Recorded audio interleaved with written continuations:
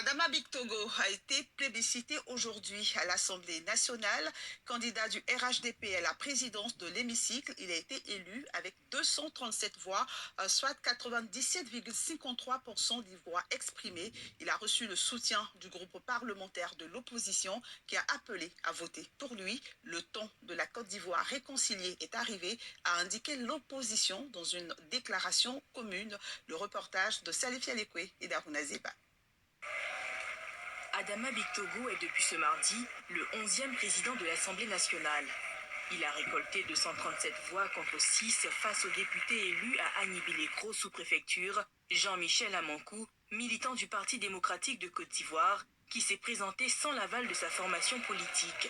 Le secrétaire exécutif du RHDP remporte ainsi ce siège sans surprise avec le soutien de tous les groupes parlementaires, notamment ceux de l'opposition, qui l'ont manifesté à travers une déclaration commune. Reconnaissant de ce soutien effectif, l'ancien ministre de l'intégration africaine a salué cet élan annonçant dans la foulée les couleurs de sa présidence. Les groupes parlementaires PDCI-RDA, PPRCI, UDPCI et RHDP ont appelé dans leur ensemble à voter pour moi. C'est un choix qui traduit le consensus qui est un des principes démocratiques. Je mesure à sa juste valeur cette responsabilité que vous venez de me confier et qui m'honore. Je l'accepte avec humilité, mais aussi avec détermination, pour continuer la gestion de notre institution pour la législature 2021-2025. Pour les élus de la nation, cette élection doit marquer un tournant décisif dans l'histoire de la Côte d'Ivoire. Le jeu démocratique normal est que même quand on est minoritaire, on est en droit de présenter un candidat. Mais le fait d'y renoncer est un signal qui est lancé en direction du RHDP et nous espérons que le RHDP saura apprécier ce geste. C'est la meilleure candidature pour notre Assemblée. Elle est la meilleure parmi les deux candidats qui se sont présentés.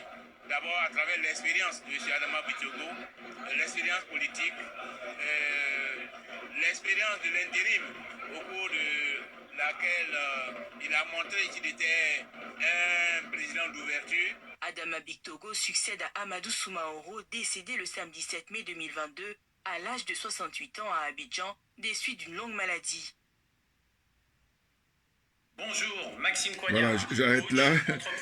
Voilà, excusez-moi. Bonjour à tous. Aujourd'hui, nous sommes donc le 8 juin 2022. Je fais cette vidéo pour revenir sur la marmaille de la politique ivoirienne, la marmaille de la politique en Côte d'Ivoire. Alors, là-bas, c'est un sport favori. Hein.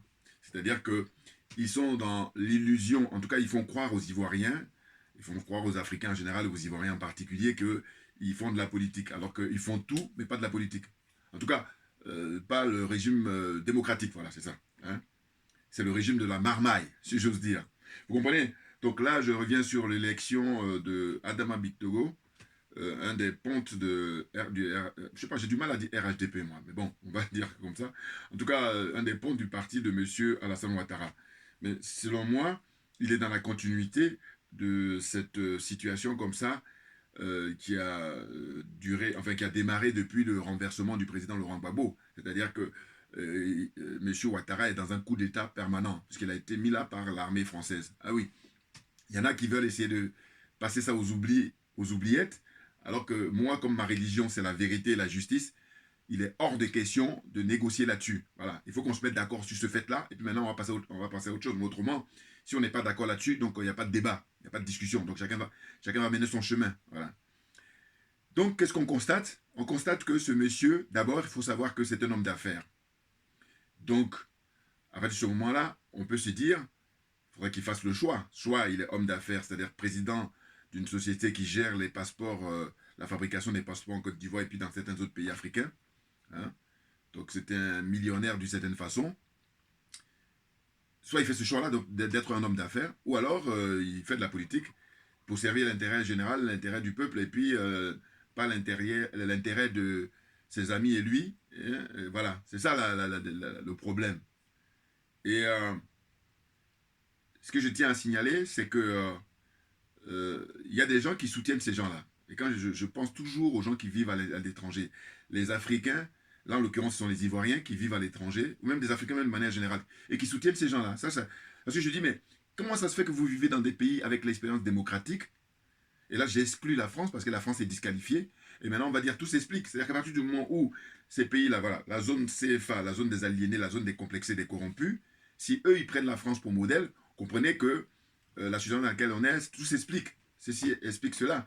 Mais en revanche, la nouveauté, c'est que là, ces dernières années, on va dire en 2017 et en 2022, pour l'élection présidentielle en France, selon moi, c'est mon point de vue personnel, en tant qu'esprit libre, je me présente, Djoubian, c'est mon surnom sur le net, je me veux être un spécialiste accessoirement de la France, hein. Je suis spécialiste de la France, accessoirement, et puis un panafricain très convaincu. Donc je disais que ces derniers temps, en 2017 et en 2022, selon moi, les élections présidentielles en France ont été faites en reprenant les pratiques en Afrique. Il y a un changement là. C'est-à-dire que jusqu'à présent, hein, quand on était surtout au XXe siècle, c'était la France qui donnait des leçons démocratiques aux pays africains qu'elle a colonisés, là, la zone de CFA, là. Et eux, ils appliquaient. Même ils fermaient les yeux, ils fermaient la bouche, ils fermaient les oreilles, tout ça, et puis ils copiaient bêtement, voilà. Ils faisaient des photocopies, hein, voilà. De toute façon, il n'y a qu'à voir, vous savez, les constitutions, tout ça, voilà. Mais par contre, il y en a d'autres qui ont été un peu plus loin, je pense à M. Ouattara, là, en l'occurrence, parce qu'en France, il n'y a pas de vice-président. Il y a certes un Sénat, mais il n'y a pas de vice-président. Il y a un Premier ministre. Or, en Côte d'Ivoire, on a le record. Moi, je dis, je ne sais pas si je me trompe, hein, mais ça fait plusieurs fois que je remets ça. Mais toujours est-il que je n'ai pas encore vu quelqu'un qui m'a mis la précision, à savoir que la Côte d'Ivoire n'est pas le seul pays au monde où on a un Premier ministre et un vice-président. Puis le président de la République, voilà. Puis un Sénat, puis l'Assemblée nationale. Voilà. On a la totale, là. Mais ça, c'est justement au détriment de l'argent public. Ben oui, c'est pour ça. Parce que je dis souvent que ces gens-là, si c'était eux-mêmes leur propre argent, ils n'agiraient pas ainsi. Donc tout s'explique, vous voyez. Donc M. Ouattara, étant donné que il a fait un coup d'État constitutionnel, là, en 2020, 2 ans après ou 1 an et demi après, M. Adama Bictogo est dans la lignée, dans la continuité. Pourquoi? Parce que Adama Bictogo, figurez-vous que, qu'est-ce qu'il a fait? Il a volé le siège de la jeune sœur, une jeune femme très courageuse, très patriote, Fleur Esther Akembo, qui est originaire d'Aboville. Donc, normalement, c'était elle qui devait gagner l'élection qui a eu lieu en mars 2021 concernant les législatives là-bas, hein, l'élection des députés. Compte tenu de sa popularité, c'est elle qui devait gagner. Adama Bictogo et puis tout le staff de Ouattara, là, ils ont mis le paquet, faire de manière à ce que tout le monde est corrompu, en tout cas une bonne partie des gens, bourrage des urnes, achat des consciences, fait la totale, ils ont fait la totale. Donc ils lui ont volé sa victoire. Les choses sont claires. J'en ai parlé déjà dans le passé, hein, quand on était en mars dernier, mars 2021. Ça fait plus d'1 an. Vous voyez? Donc il a volé le siège de cette dame-là. Et puis maintenant il vient carrément, il y en a, il rafle le siège de... Bon, ça fait longtemps qu'il était en convoitise, hein, c'est-à-dire quelqu'un, Guillaume Soro même était là-bas, en tant que président de l'Assemblée nationale, lui déjà il voulait le siège. Donc il y a eu cette bataille-là, rappelez-vous, les histoires de Taboré. Et il paraît même qu'il aurait dit lors des obsèques de celui qui remplace, hein, parce qu'il a remplacé, un autre qui était là auparavant avant lui, c'était Amadou Soumaoro, qui est décédé au mois de mai dernier, vous voyez. Donc il paraît que lors des obsèques, il aurait dit que Amadou Soumaoro l'aurait laissé entendre que quand il était en soins ici en Europe, voilà, ils viennent se soigner tous en Europe. Vous vous rendez compte? Mais si on dit qu'on n'a pas honte, mais on peut dire qu'on n'a pas honte. Voilà. Non mais c'est la honte. Bon, mais eux ils n'ont pas honte. Donc qu'est-ce que vous voulez? Non mais c'est dingue, hein? Non seulement ils volent l'argent du peuple, mais en plus de ça, ils ne font pas le nécessaire. Mais c'est bien pour ça que nous faisons des vidéos pour dénoncer, pour critiquer cette escroquerie-là. C'est ça. Des voyous, des voleurs, des gangsters, des criminels, c'est tout. Parce qu'il y a les conséquences, hein. C'est pour ça que je suis à l'aise pour dire ça, moi. Eh oui, parce que les conséquences, c'est quoi? Ce sont des jeunes Africains, je vous dis, qui sont obligés de faire un suicide collectif là-bas dans la Méditerranée. Voilà, c'est très grave. Ou alors qu'ils se font humilier dans les différents pays, là, que ce soit en Inde, que ce soit en Chine, que ce soit au Moyen-Orient, hein, avec les fameux petits portails, je sais pas quoi, là. Vous vous rendez compte? Alors, quand moi j'étais petit, on disait que, ouais, en l'an 2000, on sera évolué. Non, mais attendez. C'est tout, mais pas évolué. c'est la régression totale. Et là, le mot est faible. Vous comprenez? Donc, Adama Bictogo, d'ailleurs, je me suis dit quoi tout à l'heure, en y réfléchissant, j'ai dit, ça se trouve, il est le prochain, lui. Il va peut-être suivre, comment il s'appelle, ceux qui sont passés avant lui, c'est-à-dire qui avaient des prétentions. Je pense à Ahmed Bakayoko, je pense à... Bon, Gon Coulibaly, c'est peut-être différent. Là, mais en gros, ce que je veux dire, moi, je dis ouvertement ce que je pense. Hein. Je pense que M. Ouattara, il sacrifie beaucoup des gens de son entourage, voilà. Surtout si ces gens-là, ils ont une visée, pouvoir le remplacer, envisager d'avoir des ambitions pour le remplacer, pour prendre sa place. Voilà. Donc, voilà, il fait beaucoup de sacrifices humains. Voilà, je le dis, hein, sacrifices humains, il en fait beaucoup. Et, bon, alors on dira en Afrique, c'est pas lui qui est... Enfin, il est pas... Mais lui, c'est à un niveau très élevé, parce que, écoutez, Ahmed Bakayoko, je ne vais jamais oublier. Moi, je ne connaissais pas spécialement ce monsieur, hein, mais simplement, j'ai rencontré une seule fois. Et juste bonjour, enfin bon, voilà, et puis ça, tu sens le mec, il a l'humanité en lui, enfin, tu vois, par rapport à d'autres, hein, parce que faut comparer ce qui est comparable, il faut le comparer à d'autres personnes, voilà. Et là, d'ailleurs, il a été éliminé, empoisonné à l'époque, parce que c'était la seule personne dans leur groupe qui allait vouloir établir le pont de la réconciliation. Vous comprenez? Et c'est pour ça qu'il a payé le prix, le pauvre. Bon, enfin, moi. Donc, je dis, ça se trouve, Bictogo, là, il va être le prochain sur la liste. Allez savoir, allez savoir. Bon. C'est incroyable, hein? Donc, alors, je vais lire un petit peu rapidement ce que j'ai noté, après je vais continuer mon commentaire. Donc, il faut savoir qu'à l'Assemblée nationale de Côte d'Ivoire, il y a 255 sièges, donc 255 députés. Et là, lors de ces élections-là, eh bien, que M. Ouattara et que M. Bictogo, tous ces gens-là fassent leur agissement, voilà, agissent comme bon leur semble, puisque voilà, ils sont les rois du monde là-bas en Côte d'Ivoire, c'est une chose. En revanche, là où le bas blesse, là où on a du mépris pour le peuple, c'est le fait que les gens soi-disant de l'opposition, eh bien, ils ont tous apporté leur voix pour faire élire Adama Bictogo. Et moi, quand j'ai vu ça, je me suis dit quoi? Je me suis dit, mais vous vous rendez compte? Après, ils vont essayer d'aller embêter le jeune frère, comment il s'appelle, Charles Blé Goudé, en disant, oui, tu as de connivence avec M. Ouattara, puisque il t'a donné son passeport après coup, et puis tu es allé prendre des photos à l'ambassade. Bon, alors là, pour le coup, j'ai 2 coups de cœur. Alors, je vais essayer de faire ça maintenant, hein, si j'oublie pas en tout cas. 2 coups de cœur pour cette vidéo. Je vais le faire de temps en temps quand je fais des vidéos. Je donne des coups de cœur. Eh bien, premier coup de cœur, je dis, je vous encourage à regarder la dernière vidéo de Madame Yamb. Elle parle du franc CFA, là. C'est très intéressant. Et comme je vous dis souvent, elle, c'est une experte. Hein, elle a beaucoup d'expertise. Et voilà. Et puis beaucoup de pédagogie. Donc, il faut suivre sa dernière vidéo sur le franc CFA. Deuxième coup de cœur, c'est l'interview qu'a accordé Charles Blé Goudé à Ali Diarasouba à la chaîne NCI. Voilà. Regardez, c'est très intéressant parce que Charles Blé Goudé, 50 ans, franchement, quand il s'exprime dans des interviews comme ça, il a beaucoup de sagesse. Voilà. Et il y a des gens qui ont le même âge que lui, mais qui sont très loin. Ah oui, il ne faut même pas compétir avec lui. Il le dit même à un moment dans l'interview, il dit que voilà, moi, j'avais que mon verbe, et puis il y en a d'autres qui avaient des armes. Voilà. Et là, voilà, il s'explique par rapport à la remise de son passeport et puis son prochain voyage, son prochain retour en Côte d'Ivoire, au pays natal. Voilà, c'est un citoyen libre. Hein? Et puis, comment dire, il y a plein d'Ivoiriens qui sont comme ça, en exil. C'est-à-dire malgré eux, naturellement. Pourquoi? Parce qu'il y a des dictatures là-bas. C'est ça. C'est rien d'autre. Hein? S'il n'y avait pas de dictature, les gens allaient même s'installer beaucoup plus. Il y en a d'autres qui ne se manifestent pas ou qui ne sont même pas connus. Voilà, c'est ça qu'il faut savoir. Quand je dis pas connu, je veux dire au sens où Blé Goudé, c'est une superstar hein, au niveau de la politique ivoirienne. Donc voilà. Donc, je donne mes 2 coups de cœur là, puis je continue. C'est de dire quoi? C'est de dire que sur les 255 députés, eh bien, il y a 237 voix qui ont été portées sur M. Adama Bictogo. Donc, il faut y compter la position, c'est qui? C'est PDCI avec M. Henri Konan Bédié et PPACI avec M. Laurent Gbagbo, voilà. Hein? Voilà. Et puis, Mabry Touake, enfin bon. Tous ces gens-là, je dis, quand je les regarde, et puis Afin Guessan, il s'exprimait tout à l'heure, là, j'ai dit, mais sur à quoi ils me font penser? J'ai dit, ces gens-là, Mabry Touake, et puis Afin Guessan, ces deux-là, je cite les deux. Ils ne sont pas les seuls, mais en tout cas, parce que les vrais politiques, ce président Gbagbo, lui, c'est un politique. Voilà. Mais simplement, bon, toujours pareil, je l'ai déjà suffisamment critiqué, alors il faut quand même que je précise pour ceux qui n'ont pas vu mes autres vidéos. Je dis que le président Gbagbo, c'est quelqu'un de désintéressé. C'est pour ça que je lui accorde du crédit. En revanche, ce que je ne supporte pas chez lui, c'est que je dis, il ne sait pas sélectionner les gens avec qui il va travailler. Voilà. Hein. Évidemment, parmi eux, il y a des gens qui sont bien. Mais sauf que ceux qui sont bien, il ne va pas toujours les écouter. Il va écouter ceux qui sont nuls. Ceux qui sont intéressés, justement. En fait, qui n'ont pas la même motivation que lui. Voilà, c'est ça. Hein, j'en veux pour preuve l'expérience du professeur Mamadou Koulibaly, par exemple. Bon, j'ai suffisamment parlé dans d'autres vidéos. Bon.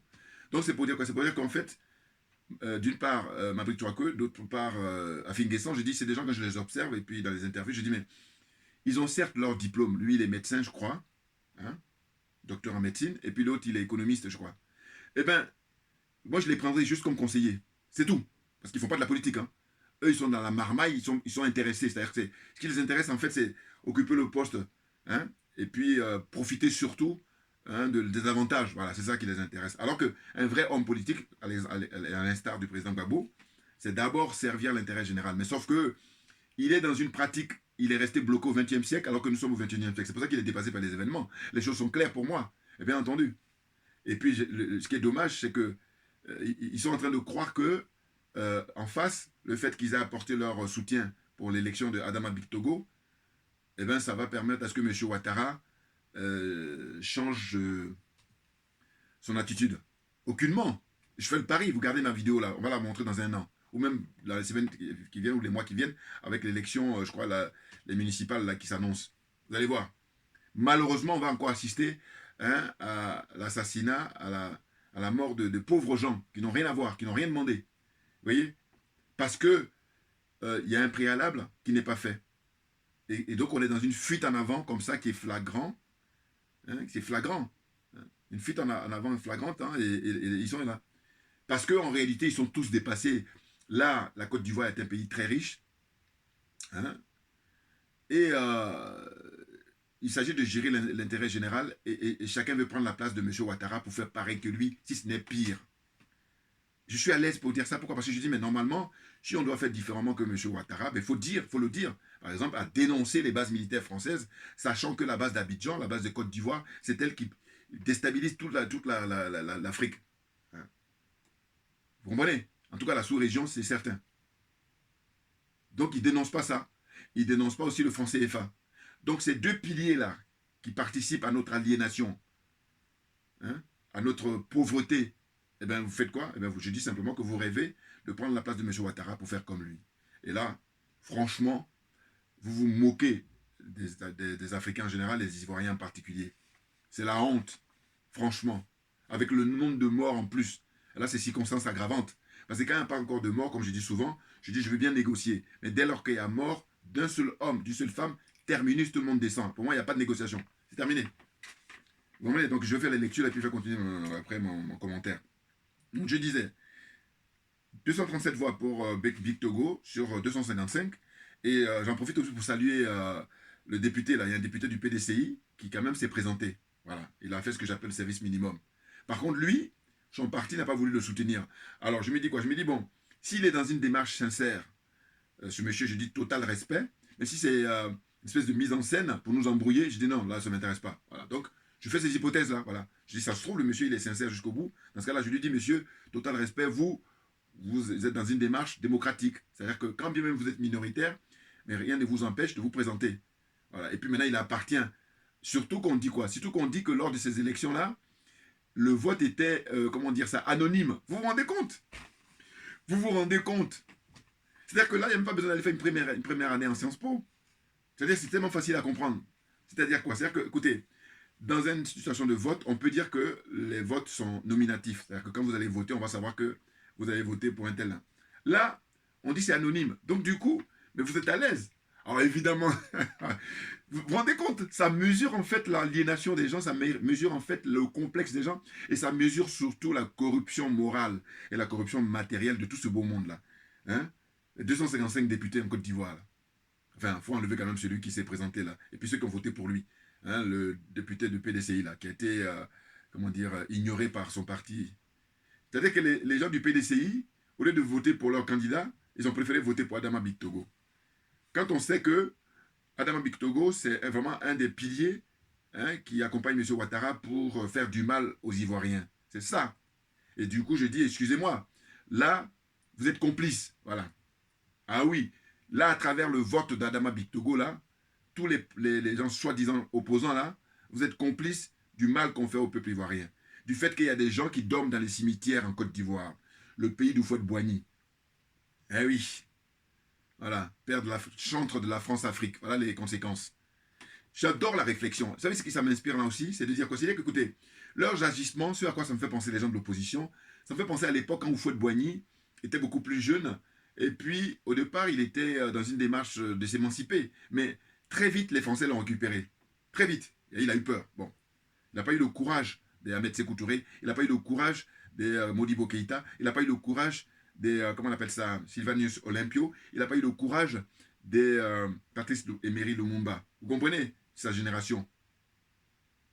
Ou de l'Égyptien Nasser. Il n'a pas eu de ce courage-là. Donc il s'est fait rattraper. Et d'une certaine façon, quand il s'est fait rattraper, eh bien lui, il est content, hein, parce que toute sa vie, il a été content. Hein? C'est-à-dire servir la France, et puis dire, voilà, mon pays va se développer. Mais ça, c'était à court terme. La Paul Vaner, regardez les problèmes qu'on a. Parce que si tout était bien organisé, si les choses étaient faites naturellement, ben là, on n'aurait pas eu des morts. Et moi, je rappelle que je pense qu'en Côte d'Ivoire, il y a eu plus de 30 000 morts, et non pas 3 000 morts. Parce que là, on insulte les morts. Hein? Vous voyez, quand il s'agit des Noirs, on va minimiser les chiffres, et ces gens qui minimisent, ils sont aidés même par les propres Noirs. Vous comprenez? Et Alassane Ouattara, et puis même quand on voit les gens de l'opposition, leur soutien à Dama Big Togo, mais c'est ça. Parce que vous êtes en train de, comment dire, participer à comment on appelle ça, ce mépris-là. C'est incroyable. Et les mecs, ils disent qu'on fait de la politique, n'importe quoi. Ils sont jaloux de Charles Blé Goudé. Je parle de l'entourage de Babo, là. Hein. Ah oui, oui. Il faut qu'on soit d'accord là-dessus. Ils sont jaloux de lui. Alors que je dis qu'en fait, chacun de nous a une énergie. Voilà. Et cette énergie-là, c'est ce que je qualifie de génie. Chaque être humain, parce que, alors, c'est marrant parce que quand j'explique ça, je suis très content parce que je dis, j'ai compris ça. Je dis qu'en fait, quand tu discutes comme ça de manière générale avec les gens, ils vont te dire, oui, c'est vrai, en tant qu'être humain, on est unique en notre genre. Voilà. Mais après, quand tu veux pousser la réflexion, là, ils ont du mal à suivre. Alors que c'est tellement vrai, c'est vérifié. Hein. Ce qui se passe, c'est quoi? C'est qu'on empêche les gens de pouvoir exprimer leur talent, exprimer ceux dans lesquels ils sont brillants. C'est tout. Sinon, si on ne les empêche pas, chacun, il y en a qui sont bons en cuisine, il y en a qui sont bons dans le fait d'être cordonnier, il y en a qui sont bons être boulanger, il y en a qui sont bons être architecte, avocat, juge, médecin, tout ce que vous voulez, dans tous les... Hein? Et puis, il y en a qui ont la chance aussi d'être doués, donc ils vont pouvoir avoir plusieurs codes comme ça, et voilà. Mais là, c'est beaucoup plus rare. Mais en tous les cas, chaque être humain, il y a quelque chose où il est bon. Voilà. Il est bon au sens de briller. Mais comme il y a des jaloux, eh bien, ce sont eux qui empêchent que les choses se passent. C'est tout. Il n'y a pas autre chose. Hein? Voilà. Donc, Charles Blé Goudé, pour moi, le problème de ces gens-là, et puis, comme dit Gadji Selidi, les gens ils vont maigrir parce que là, il va rentrer là, en grande pompe. Bon, moi, j'espère qu'il doit rentrer en grande pompe, mais je ne crois pas que ça va se passer. Je pense qu'il va rentrer discrètement et ce serait très dommage, compte tenu de l'humiliation. Bon, je reviendrai là-dessus. Je reviendrai prochainement. On verra. Donc, en lecture, je tiens à rendre hommage là, à la jeune femme Fleur Esther Akembo, hein, qui est originaire de la Beauville, hein, franchement, parce que c'est elle dont le siège a été volé. Parce que normalement, si on était dans une démocratie qui se respecte, où il y a de la transparence et tout, eh bien, c'est elle qui devrait être aujourd'hui présidente de l'Assemblée nationale. Et bien entendu, je suis une logique. Hein. Et la logique, c'est quoi? C'est d'écouter, il a beaucoup d'humour, j'aime beaucoup. Il dit quoi? Il dit, ben, à partir du moment où le président Gbagbo, il a été rencontré M. Ouattara, hein, rappelez-vous, au palais présidentiel là-bas, et lors de leur rencontre, le président Gbagbo a dit que M. Ouattara était son frère. Mais il dit que lui, il considère le président Gbagbo comme son père. Et que si le président Gbagbo qui est son père dit que Alassane Ouattara est son frère, donc, par conséquence, hein, en voie de conséquence, M. Ouattara, c'est son oncle. C'est génial. Non, mais voilà, il perturbe. Et puis ceux qui sont jaloux, alors là, il enfonce encore les trucs pour leur faire mal. Vous voyez? Non, mais. Puis Christ et Happy, là. Moi, j'aime pas Christ et Happy, hein, je vous le dis aujourd'hui, voilà. Juste à présent, parce qu'il y a un frère là qui m'avait envoyé une vidéo de lui et tout. Puis je lui ai dit, non, qu'est-ce que c'est que ce genre-là? D'abord, il se masque. Ça, j'aime pas les gens qui jouent l'anonyme. Ah, ça, j'aime pas. Ah oui, parce que c'est trop facile. C'est trop facile. Alors, certains vont dire, oui, mais nous, on sait. Mais oui, mais non, tout le monde ne sait pas. Donc, voilà. Hein, il faut que nous autres, tu te présentes. Puis on voit qui c'est. Voilà. Si tu es anonyme et puis tu fais rien pour gêner les gens, bon, passe encore. Encore que. Parce que je dis, on est des êtres humains. Il faut qu'on voit. Et puis même d'ailleurs, si tu gênes personne, donc il n'y a pas de raison que tu te caches. Oh là, il se cache. Et puis il dit des trucs. Il dit qu'il a des... Enfin, il dit... Non, les gens constatent qu'il a beaucoup d'informations. Je dis, mais d'accord. Toutes les informations qu'il a là, est-ce que ça a empêché le 3e mandat de M. Ouattara? Est-ce que croyez-vous que M. Ouattara, tant qu'il est vivant, ça va empêcher un 4e mandat? Question. Apportez-moi les réponses. Donc c'est mon bon sens qui m'aide. Puis je dis, ma religion c'est la vérité et la justice. Donc beaucoup de bon sens et puis beaucoup de honnêteté intellectuelle. C'est tout. Donc Christian Pi, tout ça c'est de la connerie. Et d'ailleurs je soupçonne d'être un partisan très averti de Guillaume Soro. Ça se trouve, je dis, ça c'est des gens, des gens qui ont été arrosés par Guillaume Soro. Pour moi c'est très clair. D'après le regardez là, il donne des conseils à Blé Goudet. Va donner des conseils plutôt à Guillaume Soro. Pour lui dire, Guillaume Soro, vide ton sac une bonne fois pour toutes, tu vas sauver toute l'Afrique en général et puis la Côte d'Ivoire en particulier. Voilà. Si tu veux donner des conseils, va là-bas donner des conseils à Guillaume Soro. N'importe quoi. Enfin bon, bref. C'est fatigant. Bouillard, on est bon, hein? On est bon. Ah mais oui, oui, oui. Non mais qu'est-ce que vous croyez? Donc on y va. La suite, c'est quoi? C'est que je disais que l'opposition ivoirienne dit exprimer un vote de confiance au président Alassane Ouattara. Voilà. Donc en gros, eux, ils sont dans cette démarche-là, de se dire, bon tiens, on vote pour Bictogo, il est président de l'Assemblée nationale, et on montre à Ouattara que nous sommes de bonne volonté pour voilà, qu'il y ait une espèce de respect mutuel. Nenni, rien du tout, que dalle, vous allez pleurer après. Pour ceux qui ont encore des larmes. Mais en gros, ce que je veux dire, c'est quoi? C'est que j'ai cru comprendre que le président Gbagbo, depuis qu'il a créé son parti, le PPACI, là, ça n'a pas été reconnu officiellement, si je ne me trompe pas. Et là, c'est un deal qu'ils sont en train de passer comme ça, en disant, bon voilà, on va quand même accorder notre confiance, on va voter unanimement pour Adama Bictogo, voilà, il est élu triomphalement, hein, 237 voix, excusez du peu, voilà, tranquille. Et puis comme ça, le monsieur Alassane Ouattara va essayer de desserrer un peu les taux pour qu'on puisse reconnaître, par exemple, officiellement, le parti du président Gbagbo. Vous voyez, ou alors les histoires de 20 ans de prison. Enfin, bon. Il y a plein de trucs comme ça qui sont en suspens et donc les mecs ils flippent. Et, non mais sinon, si c'est pas ça, dites-moi, c'est quoi la raison alors? Voilà. Moi, je suis toujours en quête de réflexion, donc je dis, je suis ouvert. Envoyez-moi les commentaires et comptez sur moi pour ne jamais supprimer les commentaires des gens. Ça ne m'intéresse pas. Au contraire, je dis qu'il n'y a rien de pire que l'indifférence. Voilà, vous comprenez ma façon de fonctionner. J'ai dit même, c'est pour ça que je dis merci aux trollers là, finalement, si je ne comprenais pas au début de leur démarche, mais j'ai compris maintenant. Donc je par contre, le seul truc que je demande à chaque fois, c'est que les trollers partagent mes vidéos. Voilà. Bouillard, on est bon, on est bon. Ah là là là, putain, mais des nazes. Enfin bon, bref. Donc je poursuis. Cette élection intervient un mois après le décès voilà, de Amadou Soumaoro, qui était le président sortant, enfin, il est décédé le pauvre. Et j'ai rappelé que M. Adama Bictogo, donc il est PDG de la société Sinedaï, qui produit et fabrique les passeports biométriques. Donc il a même des problèmes là-bas, je crois, aussi au Sénégal. Si je ne me trompe pas, hein, je crois qu'au Sénégal, il est interpellé là-bas par la justice. Voilà, et Magui qui fait là. Donc, vous comprenez, même la presse même le dit facilement en disant oui, l'homme d'affaires Adama Bictogo, et puis en même temps, il vient d'être élu président de l'Assemblée nationale. Non mais, est-ce que vous croyez que c'est sérieux ça? C'est-à-dire que, justement, le procureur qui est très connu en Côte d'Ivoire, comment il s'appelle, Adou Richard, voilà. Moi, le seul truc que j'aime sur ce monsieur, c'est son nom. Voilà, j'aime bien. C'est tout. Adou Richard, je trouve que voilà, ça tourne bien comme ça. Voilà. C'est tout. Le reste, non. C'est un corrompu lui-même d'abord de première classe. Il est corrompu moralement et ensuite il est corrompu matériellement. Voilà. Ce que je veux dire par rapport à lui, c'est quoi? C'est que je dis, mais s'il y a des gens qu'il faut auditer, c'est d'abord le couple Ouattara. Hein, madame d'abord et ensuite monsieur Ouattara. Voilà. Après. Et puis maintenant, en troisième, Adama Bictogo. Voilà. Il faut aller faire des enquêtes sur eux, sur leur patrimoine. Or, ce n'est pas le cas. On embête des pauvres gens pour faire diversion. Et là, je dis, je suis trop content de faire des vidéos parce que je dis, voilà, il y a des gens qui n'ont pas... Des fois, il y a des gens qui n'y pensent même pas, voilà. Et puis, ils font le malin. Alors que je dis, ferme-la, écoute ce qu'on dit, et puis tu vas prendre des leçons. Voilà. Vous êtes jaloux, là. Enfin, bon, non, mais c'est fatigant. À un moment donné, chacun, voilà, c'est ce que je dis, l'énergie que nous avons, il est propre à nous-mêmes. Par exemple, l'énergie de Madame Yamb appartient à Madame Yamb. L'énergie de Kémy Séba appartient à Kémy Séba. L'énergie de Guy Marius Sagna appartient à Guy Marius Sagna. Donc, l'énergie de Djoubian appartient à Djoubian. Point barre. Point barre. Vous comprenez? Et puis, les autres frères panafricains aussi, Amina Fofana, Nabourema, Farida, excuse-moi. Voilà. J'aime beaucoup la jeune sœur qui, bon, elle s'est battue pendant des années au Togo et donc elle est un peu passe à autre chose là. Non. Donc je lui rends hommage parce que je sais que j'ai regardé il y a 3-4 ans quand vraiment elle était à se battre contre le dictateur Faure Yassimbe là. Voilà. Donc j'ai dit, le procureur d'Abidjan, eh ben, il faut ouvrir des enquêtes hein, pour aller fouiller ces gens-là, l'argent public qu'ils détournent. Les millions, milliards qu'ils détournent là, il faut aller les... Alors que ce n'est pas le cas. Alors on dira, oui, mais c'est des intouchables. Je dis, mais dans ce cas-là, si ce sont des intouchables, nous ne sommes plus en démocratie. Soyons d'accord. Parce que les démocraties, je vous dis, ici, en Occident, on va rester en Europe, parce que c'est en Europe que je vis, eh bien, j'ai disqualifié la France, comme vous le savez. J'ai dit la France ne peut pas compétir en matière démocratique avec les grands pays comme l'Allemagne, les grands pays démocratiques comme l'Angleterre, le Royaume-Uni. Ah oui, grande expérience démocratique. Vous voyez. Et puis quand je monte au-dessus encore pour le fait qu'ils ne rigolent pas avec l'argent public, c'est les pays nordiques. Je vous ai toujours cité la Norvège, le Danemark, la Suède, hein, qu'est-ce qu'il y a encore? Finlande, l'Irlande, l'Islande aussi, tous ces pays-là. Ça rigole pas là-bas avec l'argent public. Et moi, ça me convient. Voilà. Ben, je dis, si tu veux gérer ton business privé, tu fais ce que tu veux.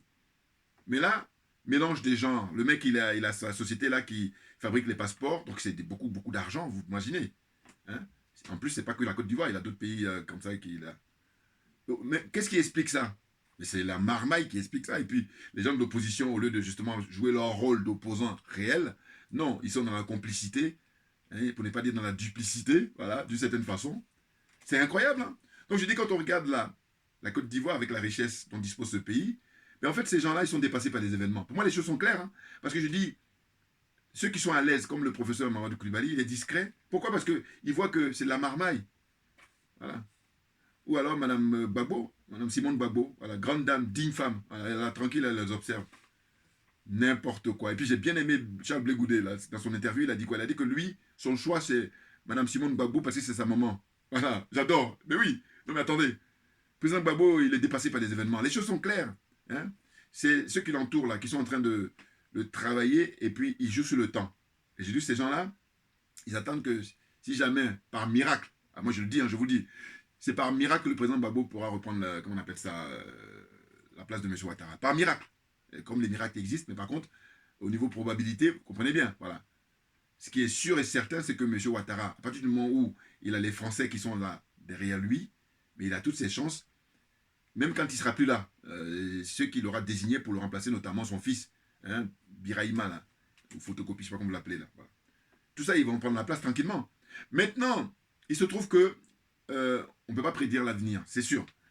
Mais quoi qu'il en soit, on a quand même une petite idée. Mais ce qui peut les sauver ou qui peut bousculer un peu la donne, et ça, c'est ça où les gens qui aujourd'hui font rien, ne lèvent pas le petit doigt pour aider le Mali, alors que c'est le Mali qui va justement les aider à terme. Ben oui, parce que quand le Mali va sortir du franc CFA, mais vous savez, c'est comme les trucs qu'on superpose là. Voilà, comprenez? Ou alors les fils à tricoter, vous tirez un, puis ça va partir en vrille. Voilà. Et donc les dirigeants français, ils ont les chocottes, hein, ils flippent. Ah oui, oui, oui. Or là, on a une très bonne nouvelle, c'est que dès le lundi, le même jour que M. Bitogo l'a élu à l'Assemblée nationale avec le soutien de FPI, UDPCI, et puis PPACI, et puis PDCI, tout ce beau monde-là, ils ont soutien. Ne vous rendez compte, vous vous rendez compte. C'est incroyable, c'est pitoyable. C'est la honte, hein.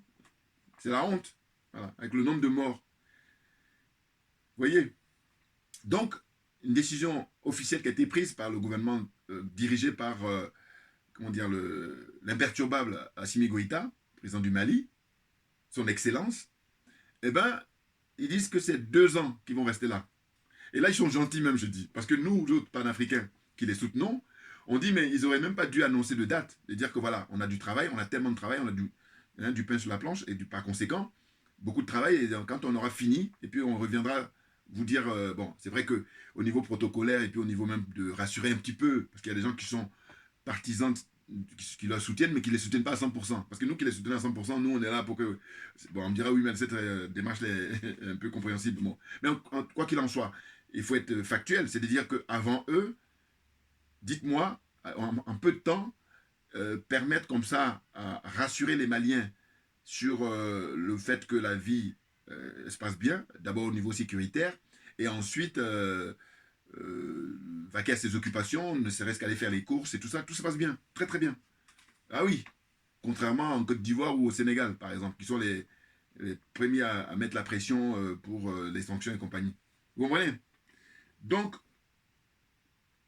ce qui se passe, c'est que Adama Bictogo a volé donc le siège à Madame à Fleur Esther Abo, la jeune femme, qui d'ailleurs, j'ai cru savoir qu'elle s'était présentée. Enfin, il y a eu des élections au mois d'avril dernier, je ne sais pas ce que ça donnait par contre. J'ai cherché sur Internet avant de faire cette vidéo, mais je n'ai pas trouvé. Bon, ceux qui ont l'information, apportez-les-moi, ça m'intéresse. En fait, je crois qu'elle s'était présentée pour être la présidente des femmes du PPACI. Voilà, si j'ai bonne mémoire. C'était en avril. Et il y a eu des magouilles, parce qu'il y avait 6 candidates. Je crois que c'était ça, 6 candidates.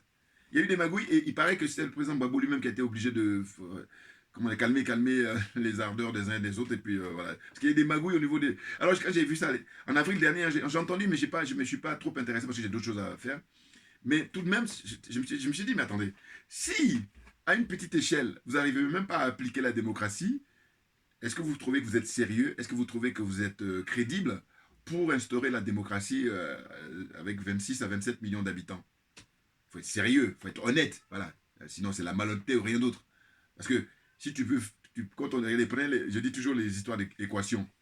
Hein, alors que je n'étais pas brillant en maths, moi, mais c'est quand même des minimums que j'avais tenus. Je dis, mais on te donne une équation à une inconnue. Tu la traites, et puis après, on te dit, bon, on va passer à la deuxième inconnue. Et après, équation à trois inconnues, ainsi de suite. Mais là, si tu ne peux pas résoudre l'équation à une inconnue, comment tu veux résoudre la deuxième? Enfin bon, là aussi, pareil, envoyez-moi des commentaires pour me dire si c'est possible. Moi, parce que moi, comme j'étais nul en maths, donc voilà, non mais, il y a une cohérence, et puis voilà, c'est du bon sens. Enfin, bon, n'importe quoi. Vous voyez, donc la Côte d'Ivoire, comme d'habitude, alors que l'époque où nous vivons, nous traversons une période historique, mais vous ne pouvez pas imaginer. Incroyable. Et c'est une chance. Mais oui, parce que vous savez, il y a des gens qui n'ont pas vécu ça. Hein? Pendant leur vécu, tout était plat. Alors que là, nous, on a un sommet là. Hein? Et j'en profite pour saluer le président, regardez, on est au taquet là. Voilà. Le président Vladimir Poutine. Toujours. Ah bah oui. Non, non, comme je dis souvent, je dis, il faut rendre à Poutine ce qui lui appartient à Poutine. C'est lui qui est dans une démarche de libérer les pays africains. Alors, ce n'est pas la priorité, mais on va bénéficier de ça. Voilà, parce que lui, sa priorité, c'est d'abord lui-même sa sécurité.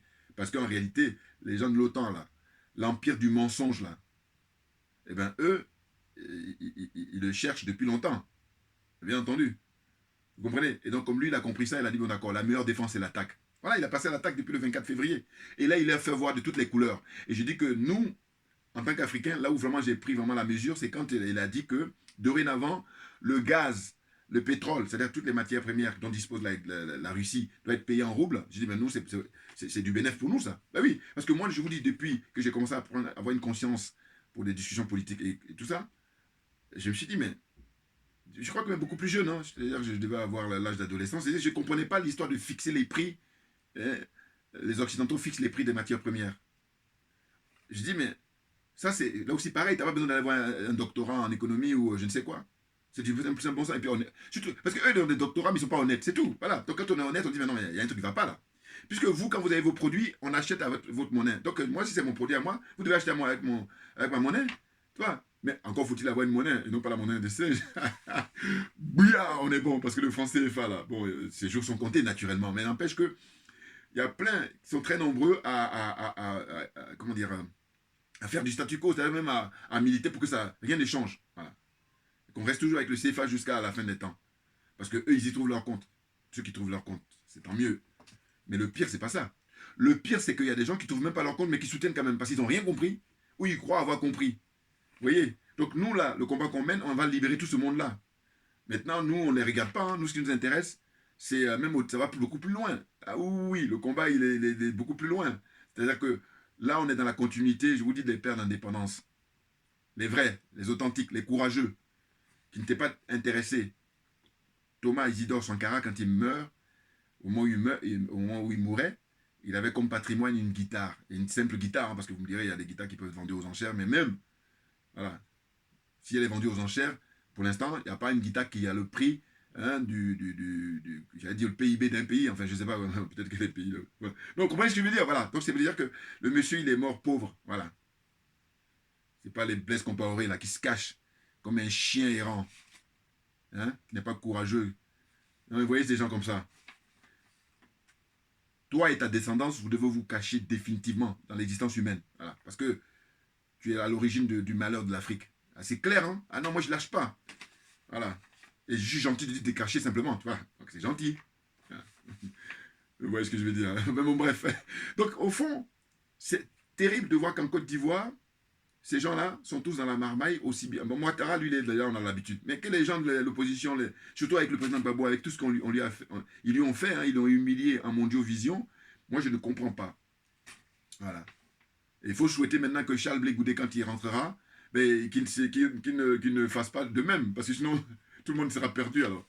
Mais le pauvre, moi, je ne vais pas lui en vouloir d'une certaine façon, parce que je me dis, bon, il ne veut pas être plus royaliste que le roi. Il est très intelligent, ce garçon. Et puis des gens beaucoup plus connus que lui, qui ont beaucoup plus d'expérience, si eux, ils sont en train de jouer la courbette vis-à-vis de M. Ouattara, bon, qu'est-ce que vous voulez? Mais en tous les cas, dans ce cas-là, sur le plan continental, ne la ramenez pas. Ah oui, encore moins sur le plan international. Restez dans votre marmaille là, hein, à jouer le championnat, j'allais dire, je ne sais pas en quelle division, hein. N'importe quoi. Nous exigeons, je répète toujours, la fermeture de la base militaire française qui est à Abidjan, à Port-Boué. Premier point. Nous exigeons la suppression du franc CFA. Ça, c'est le discours que doivent tenir les gens de l'opposition. Or, à l'Assemblée, là, les Afin-Guessant, ce qui les intéresse, c'est d'avoir tout l'apparat, tous les avantages, c'est tout, mais pas d'inconvénients. N'importe quoi, ils disent qu'ils font de la politique. Non, messieurs, ne faites pas de la politique. Vous êtes intéressés, vous venez là pour juste escroquer le peuple. Ah oui, parce que ce que vous touchez comme indemnité, là, hein, tous les avantages que vous avez, c'est l'argent du peuple. Voilà. Tout ce beau monde-là. M'abris-toi que. Eux tous, je ne vois pas. Je vous dis, la seule personne, moi, que je fais, alors, pour terminer cette vidéo, parce qu'il faut quand même la finir, je fais mon classement, je vous dis, en premier, je mets le président Mahamadou Koulibaly, voilà, ancien président de l'Assemblée nationale. Voilà. Un homme digne. Ensuite, Charles Blé Goudé en deuxième position, ça c'est mes coups de cœur. Troisième position, Madame Simone Gbagbo, la grande dame patriote. Et maintenant, le président Gbagbo, lui, je le mets qu'en quatrième. Vous vous rendez compte? Donc, j'ai déjà expliqué dans toutes mes vidéos passées. Donc, voilà, les raisons pour lesquelles je mets en quatrième. Et puis, voilà. Donc, c'est ça. C'est tout. Maintenant, comprenne qui veut, comprenne qui peut. Et puis, le niveau est très élevé, là. Donc, voilà. Merci à vous tous pour votre attention. Et Adama Bitogo, ça se trouve, c'est le prochain sur la liste pour suivre Ahmed Bakayoko, si vous voyez ce que je veux dire. À très bientôt. On lâche rien parce que c'est nous qui avons raison. Ces choses sont claires.